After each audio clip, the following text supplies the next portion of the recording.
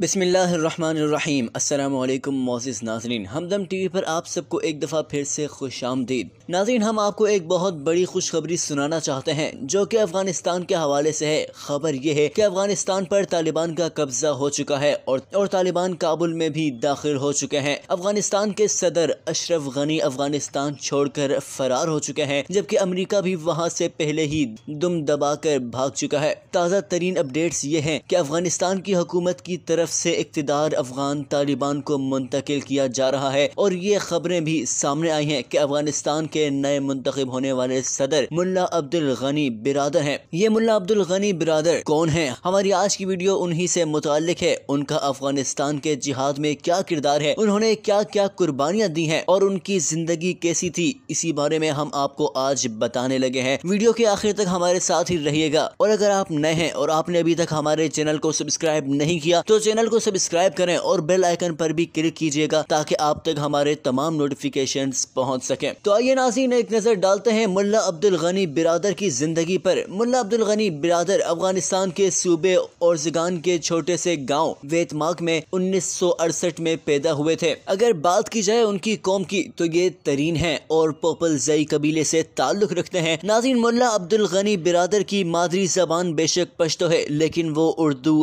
عربی اور انگریزی بولنا بھی جانتے ہیں۔ اس کے علاوہ ملا عبدالغنی برادر کسی بھی مدرسے سے فارغ التحصیل نہیں ہے۔ یہی وجہ ہے کہ وہ خود کو طالب کہنے میں بہت خوشی محسوس کرتے ہیں۔ ملا عبدالغنی برادر اور ان کا خاندان کوئٹہ میں ہی رہائش پذیر تھا، لیکن جب 1980 کی دہائی میں سوویت یونین نے افغانستان پر حملہ کیا تو ملا عبدالغنی برادر بھی افغانستان کے جہاد میں شریک ہوئے۔ اس زمانے میں سوویت یونین سے افغانستان میں مسلمانوں کے بہت سے گروہ لڑ رہے تھے، جن میں سے ایک گروہ کا نام حریت المجاہدین تھا۔ ملا عبدالغنی برادر بھی اسی گروپ کا حصہ تھے، جبکہ امارات اسلامیہ افغانستان کے پہلے رہنما ملا عمر بھی ملا عبدالغنی برادر کے ساتھی اور دوست تھے، اور ان کے ایک اور ساتھی ملا عبید اللہ تھے جو حامد کرزئی کے قریبی رشتہ دار تھے۔ ناظرین، جب سوویت یونین افغانستان سے بھاگ چکا تھا تو اس زمانے میں افغانستان میں افراتفری برپا ہو گئی، اور یہی وقت تھا جب ملا محمد عمر نے تحریک طالبان افغانستان کے نام سے ایک نیا گروپ بنایا۔ تب ملا عبدالغنی تحریک طالبان افغانستان کے نائب صدر مقرر ہوئے تھے۔ پھر ناظرین، جب 1994 میں افراتفری کی وجہ سے افغانستان میں بہت زیادہ بدامنی تھی اور ہر جگہ لڑائی جھگڑا تھا، تبھی ملا محمد عمر نے اپنی حکومت کا اعلان کر دیا اور افغانستان کے بہت سے علاقوں پر قبضہ کرنا شروع کر دیا۔ اگر بات کی جائے ملا عبدالغنی برادر کے عہدوں کی تو ملا عبدالغنی برادر کو ہرات کا گورنر مقرر کیا گیا تھا، جس کے بعد انہیں افغانستان کے مغربی زون کا کور کمانڈر مقرر کیا گیا، لیکن بعد میں ملا عبدالغنی برادر کو مرکزی فوج کا ڈپٹی کمانڈر بھی بنا دیا گیا تھا۔ ناظرین، 1999 میں ملا عبدالغنی برادر فوج کے سربراہ مقرر ہوئے اور اسی دوران وزیر دفاع اور نائب وزیر داخلہ کے عہدوں پر بھی فائز رہے تھے۔ لیکن افغانستان میں طالبان کا شاندار دور حکومت چونکہ بہت مختصر تھا، لہٰذا 2001 میں امریکہ میں 9/11 کا واقعہ ہوا، جہاں پر ورلڈ ٹریڈ سینٹر کو گرا دیا گیا، جس کا الزام امریکہ نے اسامہ بن لادن پر لگا کر طالبان سے اسامہ بن لادن کا مطالبہ کیا۔ ملا عمر نے امریکہ سے ثبوت پیش کرنے کی درخواست کی، لیکن امریکہ نے بغیر کوئی ثبوت پیش کیے افغانستان پر حملہ کر دیا۔ ناظرین، امریکہ کے اس حملے کے بارے میں ہی جنرل حمید گل نے ایک بہت زبردست بیان دیا تھا۔ انہوں نے کہا کہ 9/11 بہانہ، افغانستان ٹھکانہ اور پاکستان نشانہ، یعنی امریکہ کا اصل مقصد پاکستان کو نشانہ بنانا تھا، جہاں امریکہ نے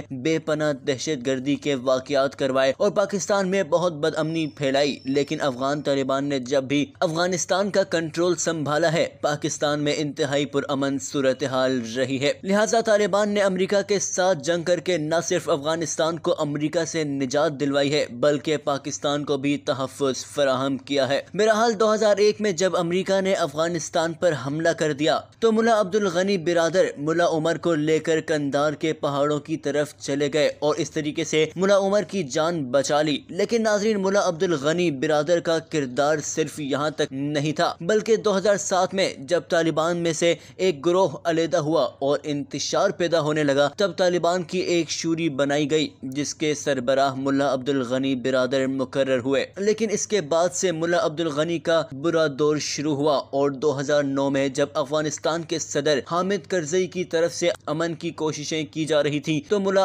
عبدالغنی برادر کو قیام امن کی غرض سے پاکستان میں دعوت دی گئی، لیکن جب یہ پاکستان میں کراچی ایئرپورٹ پر پہنچے تو انہیں یہاں سے امریکی ایجنسی CIA اور ISI نے گرفتار کر لیا اور انہیں نامعلوم مقام پر منتقل کر دیا، جس کے بعد صدر حامد کرزئی کے احتجاج پر بھی ملا عبدالغنی برادر کو رہا نہیں کیا گیا، کیونکہ حامد کرزئی بیچارے کی کوئی حیثیت ہی نہیں تھی۔ 2012 میں پاکستان کی طرف سے کچھ طالبان رہنماؤں کو رہا بھی کیا گیا، لیکن ان میں ملا عبدالغنی برادر شامل نہیں تھے۔ ناظرین، اسی طریقے سے وقت گزرتا رہا اور 2018 میں جب صدر ڈونلڈ ٹرمپ کی طرف سے افغانستان اور امریکہ کے درمیان امن کی کوششیں کی جا رہی تھیں تو اس وقت امریکہ کے نمائندے زلمے خلیل زاد نے امریکہ سے درخواست کی اور امریکہ کے کہنے پر قیام امن کی غرض سے ملا عبدالغنی برادر کو پاکستان میں رہا کر دیا گیا، لیکن ملا عبدالغنی برادر 2019 تک پاکستان میں ہی مقیم رہے، جس کے بعد وہ قطر چلے گئے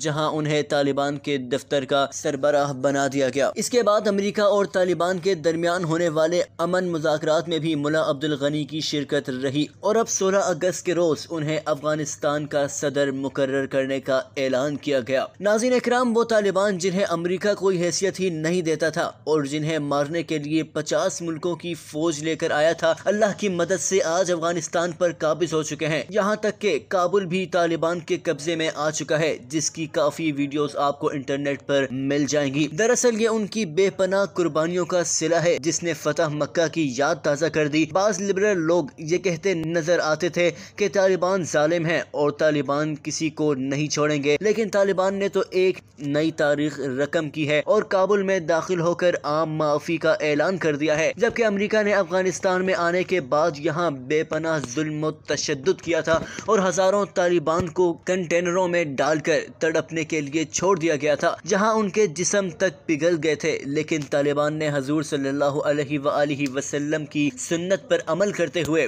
عام معافی کا اعلان کیا ہے اور پرامن طریقے سے کابل کا کنٹرول لے لیا ہے۔ اللہ تعالیٰ سے دعا ہے کہ اللہ تعالیٰ انہیں اپنے حفظ و امان میں رکھے اور افغانستان کو امن کا گہوارہ اور پوری دنیا کے لیے اسلامی نظام کی مثال بنائے۔ یہ تھی آج کی ویڈیو کیسی لگی کمنٹ سیکشن میں ضرور بتائیے گا اور ہماری ویڈیو کو لائک اور شیئر کرنا نہ بھولیے گا۔ ملتے ہیں ایک نئی ویڈیو کے ساتھ، اللہ حافظ۔